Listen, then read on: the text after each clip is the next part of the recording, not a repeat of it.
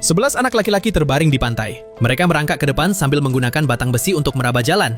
Tiba-tiba, salah satu dari mereka sepertinya mengenai sesuatu. Ia perlahan menyisihkan pasir dengan tangannya, memperlihatkan sebuah ranjau darat. Ia membuka tutup ranjau dan dengan hati-hati melepaskan detonatornya. Satu ranjau berhasil dinetralisir. Tim lainnya terus menggali lebih banyak ranjau. Setelah proses yang menegangkan dan mengerikan, pekerjaan hari itu akhirnya selesai.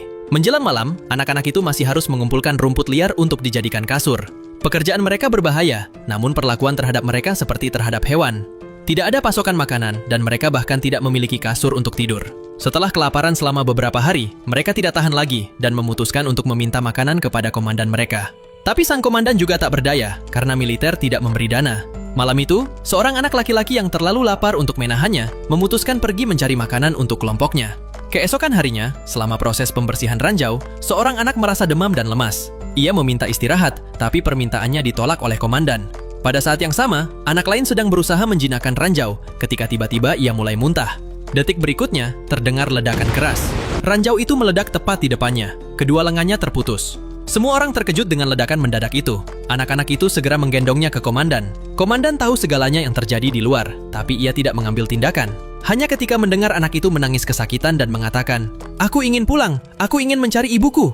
Ia kehilangan ketenangannya. Ia bergegas keluar dan memberikan suntikan obat pereda nyeri kepada anak itu. Anak itu kemudian dibawa pergi dengan ambulans. Namun tak lama kemudian, semakin banyak anak yang mulai muntah. Seorang anak mengaku kepada komandan bahwa semalam ia telah mencuri pakan ternak dari rumah tetangga untuk memberi makan kelompok mereka. Komandan bingung dan memutuskan untuk memeriksa ke tetangga itu.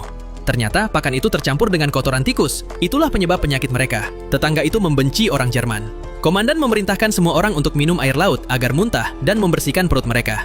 Beberapa hari kemudian, komandan mengunjungi rumah sakit lapangan dan diberitahu bahwa anak itu telah meninggal. Ia tidak banyak bicara, hanya diam-diam mengambil sekeranjang makanan dari dapur dalam perjalanan pulang. Adegan ini dilihat oleh atasannya. Akhirnya, anak-anak itu mendapatkan makanan yang sangat mereka rindukan. Komandan juga memberitahu mereka bahwa anak yang terluka itu telah keluar dari bahaya dan akan segera kembali ke kampung halamannya. Kabar baik ini membuat anak-anak itu sangat bahagia. Malam itu, komandan terbangun oleh keributan di luar. Ternyata atasannya membawa sekelompok tentara Denmark untuk menghina anak-anak itu. Komandan bergegas menghentikan mereka, tapi atasannya, yang tidak ingin membuat keributan besar, memperingatkan komandan sebelum pergi.